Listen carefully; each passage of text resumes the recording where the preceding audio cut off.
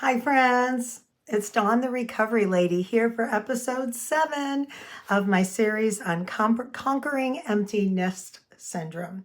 And today, actually, I'm changing the topic of what I was going to do. And you might be looking at me going, hey, things look a little chaotic. You're wearing your turkey mom apron and a Christmas sweater with a fall scarecrow and a happy birthday sign. What's up? Calling this episode Holidays because holidays as an empty nester can be excruciating. In a perfect world, when our kids grow up, whether they're away at college, out with roommates, the different stages we talked about, married and moved on, and they're setting up their own traditions. Some of them may be wayward, out there making decisions that are not the best for their lives, and your heart's broken. All of that falls into the empty nest and the holidays. What do we do? It's chaotic. Our brain, when a holiday comes up and we aren't going to do those traditions with our children that we have always done, it's like our mind blows up. We can't fathom a holiday without them. And more than I think the four I'm representing right now, there's Easter and holidays maybe of your faith or your tradition that aren't being celebrated. And none of it makes sense if we aren't with our children. And unfortunately, situations happen. I mentioned in another video, could be Christmas vacation and your child's coming home, are supposed to come home and you've got the tree and all the little favorite ornaments. I'm going over problem, then we're going to get to solution. All the different little traditions up there, and they call and say, mom, dad, auntie, grandma, whoever's raising that child, however your nest is empty and however it got feathered, I want to go home with my new roommates, with their family, and learn about their culture and try something different. And it's like, oh, knife in the heart. It's devastating, especially when your little pot's been so empty and it's so filled with love, and all you want to do is get those kids and hug them, kiss them, birthday, Thanksgiving, Christmas, Easter, all the things, only with them. And now it feels like you've been gutted. Your child may be married, and the in-laws are on the other side of the country. And now both people want to be with them, and they're deciding, oh, Christmas with your family, Thanksgiving with mine.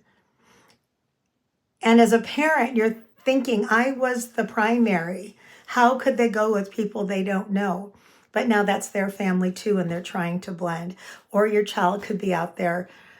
You might not be on speaking terms. They be out, maybe with some life problems, maybe some addiction, some other issues, or you could just not be on speaking terms for other issues. But these holidays can come, all of them, and they feel as chaotic as looking at me right now and all the different holidays being represented here. And it's a problem. And for us, when we go through a loss, we talked about the stages of grieving with empty nesting, because anytime we have a major life loss, we're going to go through those stages, sometimes over and over, as we said in the last video, sometimes in different orders. And then it comes to a special day where for sure the kids are coming back and they don't come. And it hurts. And tears may be shed, or you might be looking at your mate saying, I mentioned this before, I don't know you, I don't like you. We stopped being a couple when we became parents because we were just looking at the kids. I've mentioned that before.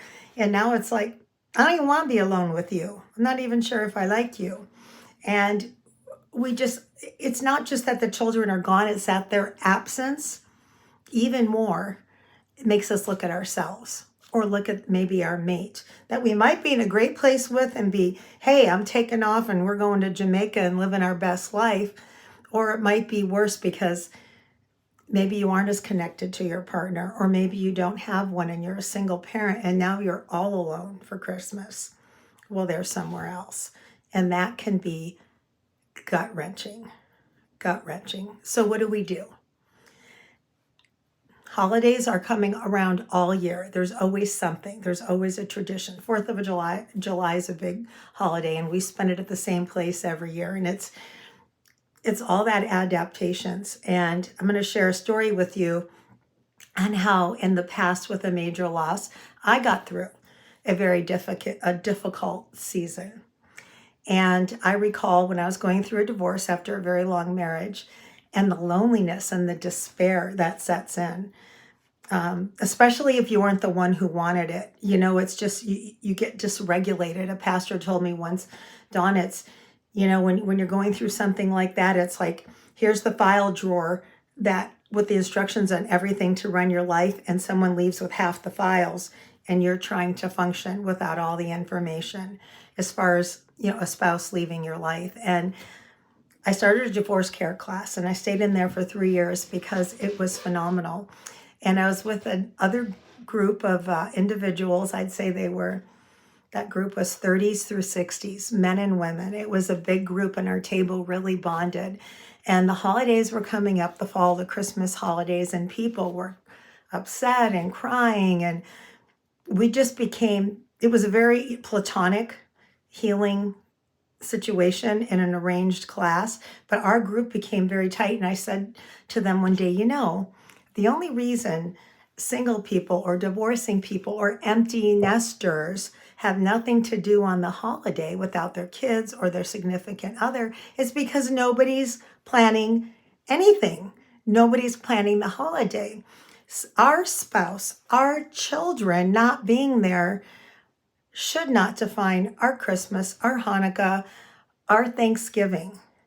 Because you know what? There are other people out there hurting and something needs to happen. So I remember planning a dinner in front of, there was a local restaurant. It's not here anymore. I think there were 10 of us, maybe 12. And I said, I'm going to make a reservation. We'll all buy our own dinner. We went to this restaurant, got this huge oblong table in front of the fireplace and had a Christmas dinner. And it was fabulous. And you know what? The whole dozen of us would have been sitting home alone.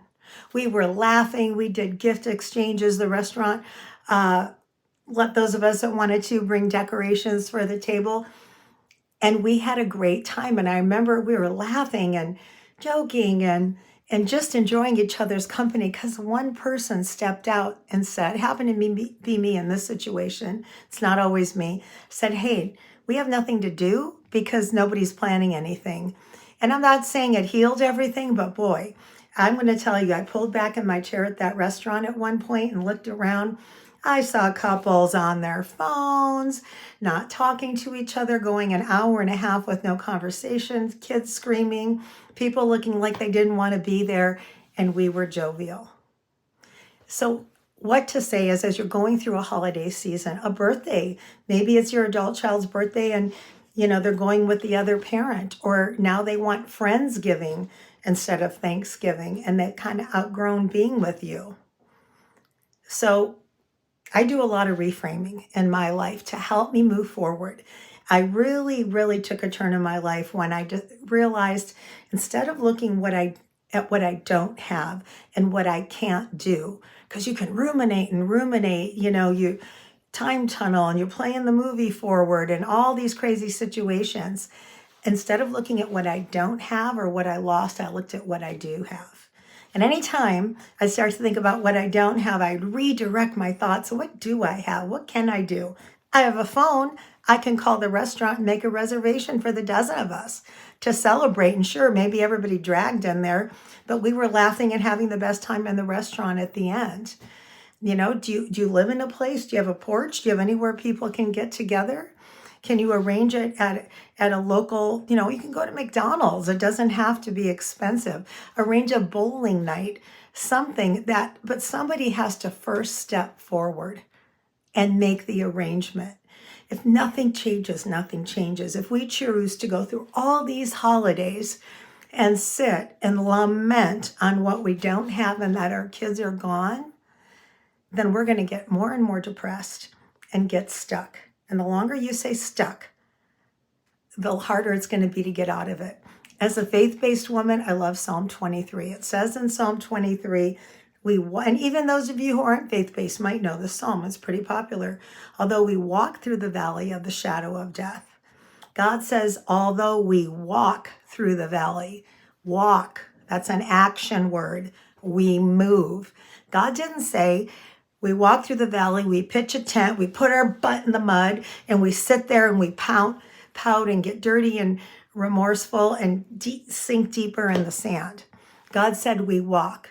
I always tell my kids, we grieve and go. We acknowledge the grief. We speak the grief. Maybe go to a support group for empty nesters online. I'm actually going to be starting one, hopefully, and through my church, if I'm allowed to do that. And you go and you keep moving. You don't bury it. You don't bury that hurt. You want to talk about it, process it with a friend, a clergy, a therapist, whatever the level of care is you need. But then you look at, what can I do? I bet if you look out the window, you have neighbors that are sitting home alone this holiday season, this birthday season. They have nowhere to go. They have no family. They have nobody in the area. There's always families to adopt if you're in a situation to do that for a holiday season, to provide a meal, gifts if it's a birthday or maybe a Christmas or a Hanukkah. And if you don't have the resources to that, you can volunteer somewhere over Christmas. And then you meet like-minded people and your new friend group grows. It's not just we're sitting in this unfeathered nest. It's we're moving and creating a new place for ourselves and a new purpose. But the worst thing you can do is sit there. And look, if I could do it in my darkest days, you can do it.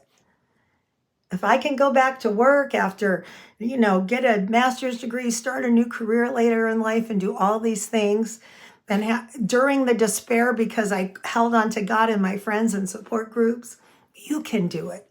It's not the end if your kids aren't here. And it might be even more painful if your kids aren't talking to you for some reason. But I want to encourage you to redirect your thinking.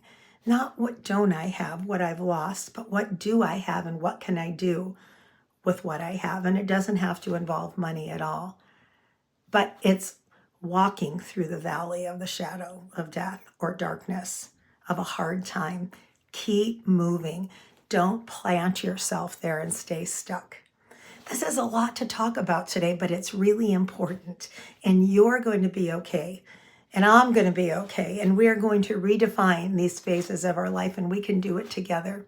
If you haven't subscribed, please, please, please subscribe. I know I don't have a lot, but things can get stagnant. And for me to build and keep doing content, I need more subscribers. Really appreciate that. Watch the video, like it, and please share comments below so I can look at future topics that are needed. This is kind of an endless situation with the empty nesting. But when people join us later in this series and we're further along, we're going to be able to help them because we were at the beginning when we first became empty nesters. Thank you so much for joining me today. I'm Dawn, the Recovery Lady. Love you, friends.